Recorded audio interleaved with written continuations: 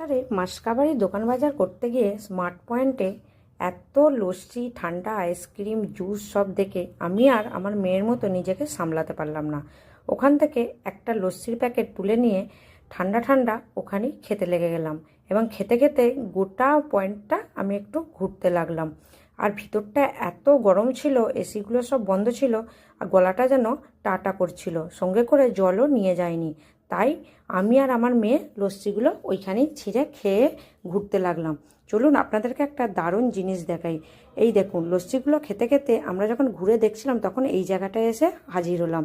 এখানে শুধু সমস্ত রকমের সাদা সাদা dinner set, bowl set, coffee খাওয়ার কাপ সব কিছু রাখা ছিল। দেখতে যেন একটা অসম্ভব সুন্দর লাগছিল।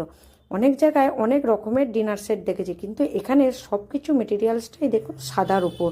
তাই আর সাদা তো আমাদের সবারই ভালো লাগে, কারণ সাদা হচ্ছে শান্তি, শুভ্র এবং নম্রের প্রতীক। সাদা জিনিস পছন্দ আমরা সবাই করি, তাই খুব সুন্দর লাগে।